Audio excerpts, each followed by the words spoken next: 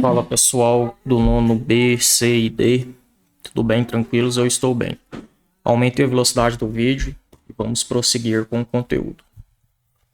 Da aula anterior, nas aulas anteriores, melhor dizendo, nós estávamos tentando aprender, né? Estava tentando mostrar para vocês como que a gente encontrava a lei de formação da função ou lei de associação da função para determinadas situações, né? Então apresentavam uma situação, fulano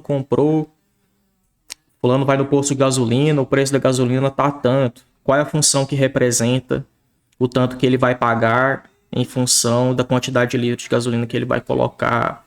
Aí, enfim, a gente pegava e encontrava y é igual a 2x, por exemplo. Enfim, nós fizemos uma série de exercícios dessa forma, né? Aí agora a gente vai dar prosseguimento ao nosso conteúdo. O que acontece? Quando a gente encontra uma função que representa uma situação, quando a gente encontra essa fórmula matemática aqui, ela pode ter várias caras. Isso vai depender da situação que ela está representando, né? Ela pode ter essa cara aqui, ela pode ter essa cara aqui, enfim, ela pode ter uma infinidade de formas, ok? Aí, para cada forma, ela tem um nome. A função, ela pode ser uma função constante, ela pode ser uma função do tipo do primeiro grau, ela pode ser uma função do segundo grau, do terceiro, do quarto, ela pode ser uma função exponencial, ela pode ser uma função trigonométrica, ela pode ser uma função logarítmica. Então, assim, existem vários tipos de função. Aqui no nono ano, a gente vai ter uma visão bem superficial da função constante, da função do primeiro grau e da função do segundo grau. Hoje eu vou mostrar para vocês a função constante e a função do primeiro grau. A função do segundo grau eu vou deixar para mostrar depois que a gente vê equações do segundo grau, ok? Então vamos lá. Antes da gente começar, é necessário, principalmente quando a gente chegar aqui na função do primeiro grau, que vocês se recordem pelo menos um pouco das equações do primeiro grau. O que tem que acontecer para uma equação ser do primeiro grau? É interessante vocês lembrarem disso, tá? Por exemplo, vamos supor que eu tenho aqui... Vou colocar duas equações aqui. 2x mais 9 igual a 3...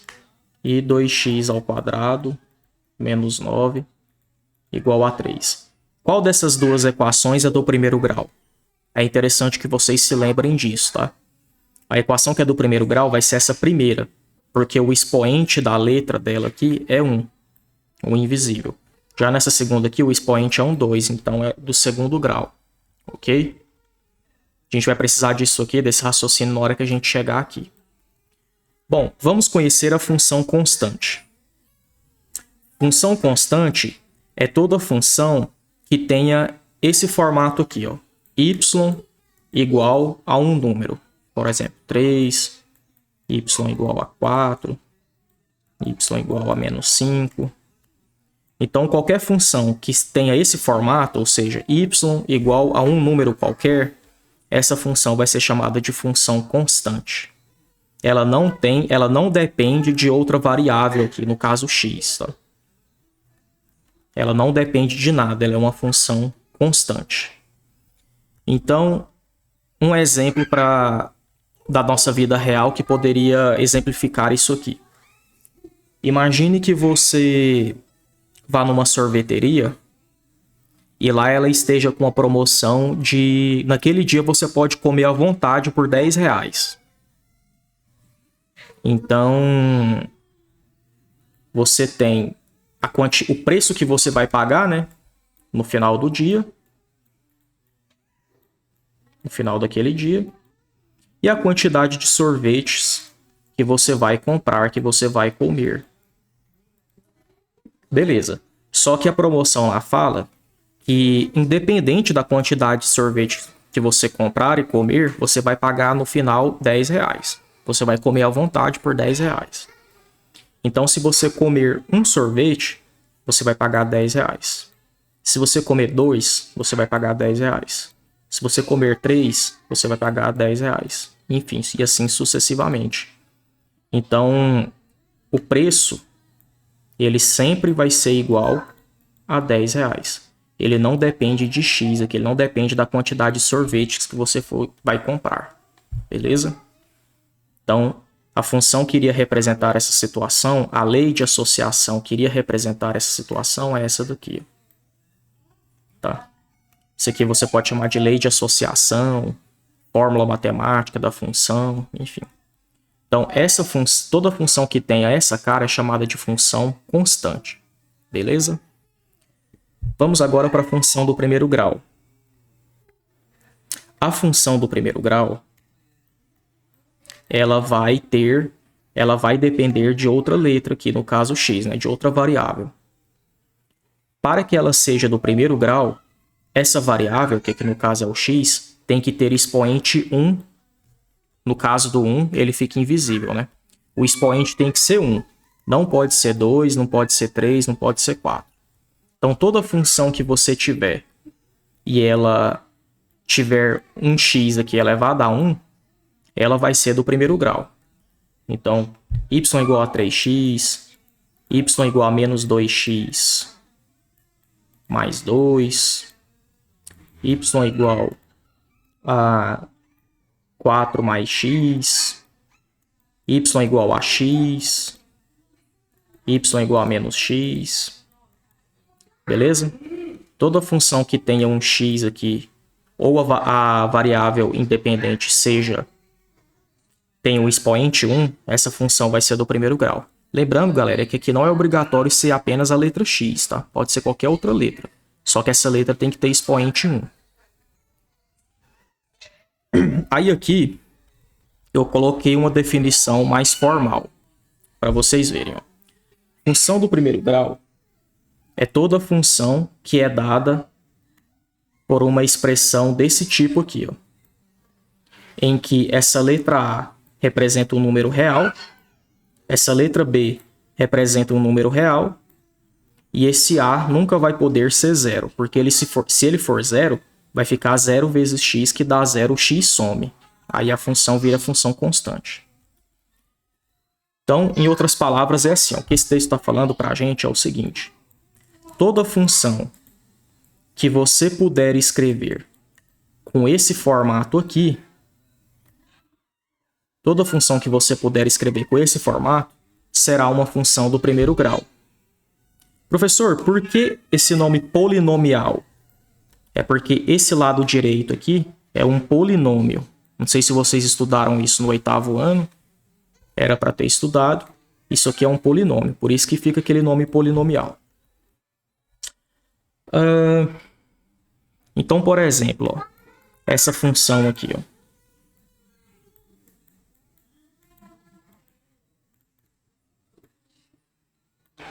Ela é uma função do primeiro grau, né? Porque ela tem exatamente essa cara aqui. O A é sempre o número que acompanha o x. O B é sempre o número que fica sozinho, sem o x. Beleza? Então, esse número aqui é o A. E esse outro número aqui é o B. Aí, outro caso.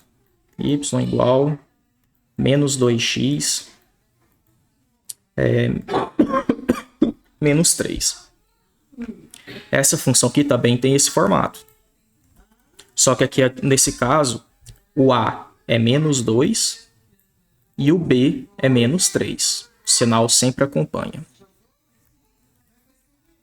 Outra função aqui. Y igual a 3x. Professor, essa função não tem essa cara aqui. Tem sim. O A é 3. Professor, e o B? E aquele número que ficaria sozinho aqui? Quando não tem, é porque ele é 0. É como se tivesse um 0 aqui, ó. Então, nesse caso aqui, esse B é 0 nessa função aqui, tá? Sempre que a função faltar esse número que fica sozinho, é porque ele é 0, o B é 0. Outro caso. y igual a x. Será que essa função tem essa cara aqui? Tem também. Toda letra tem um invisível aqui multiplicando ela. Então, esse A é esse 1 invisível aqui, ó. E como não tem um número que fica sozinho, é porque ele é zero. Beleza? Então, todas essas funções aqui são do primeiro grau. Ok? Aí, aqueles exemplos que nós vimos nas aulas anteriores, todos eles são funções do primeiro grau. Aquele do posto de gasolina, do Free Fire, do futebol, aqueles exemplos que eu elaborei, todos eles são funções do primeiro grau, porque a variável independente, que é o x, está elevada a 1 em todos eles. Bom, galera, essas letras aqui, letra A e letra B, elas têm nomes que são interessantes vocês conhecerem. O A se chama coeficiente.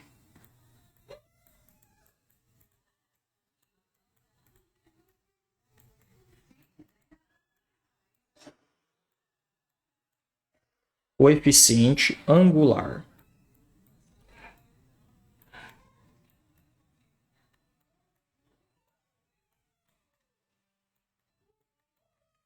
O B se chama coeficiente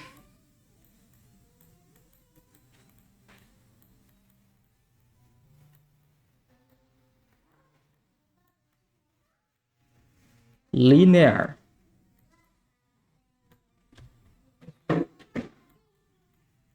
O x é a variável, né?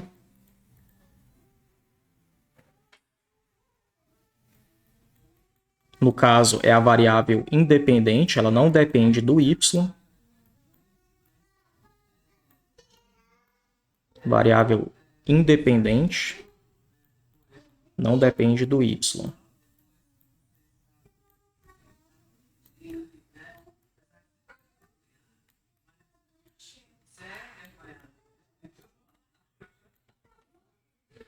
E o y é a variável dependente, depende do x. O y, galera, ele pode ser chamado também de imagem da função, tá? Mais pra frente a gente vai ver isso aí. O y pode ser chamado de imagem da função.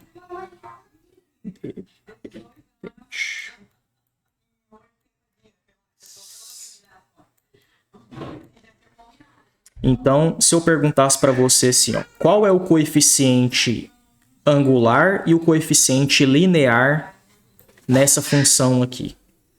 O A, que é o coeficiente angular, é sempre o número que acompanha o x. Então, o coeficiente angular aqui é o 4. O coeficiente linear é sempre o número que fica sozinho. No caso, é o 8. Beleza? Qual é o coeficiente angular nessa função de baixo? É o menos 2. E o coeficiente linear? É o número que fica sozinho, é o 3. Qual é o coeficiente angular nessa outra função? É o 3, é sempre o número que acompanha o x. E o linear? É 0 porque não tem nenhum número sozinho aqui. Aí você poderia colocar, ó, o A é igual a 3 e o B é igual a 0. Ok? Nessa função de baixo, o A, que é o coeficiente angular, é igual a 1, porque toda letra tem um invisível acompanhando ela. E o B é 0, porque não tem nenhum número sozinho aqui. O B é o coeficiente linear. Aí, qual é o significado desse coeficiente angular e desse coeficiente linear? Aí eu vou deixar para mostrar para vocês quando a gente for estudar o gráfico das funções, ok? Então, por enquanto, o que eu tinha para mostrar era só isso aqui mesmo. Então é isso aí, espero que vocês tenham entendido. Qualquer dúvida pode me perguntar pelo WhatsApp. Até a próxima, falou!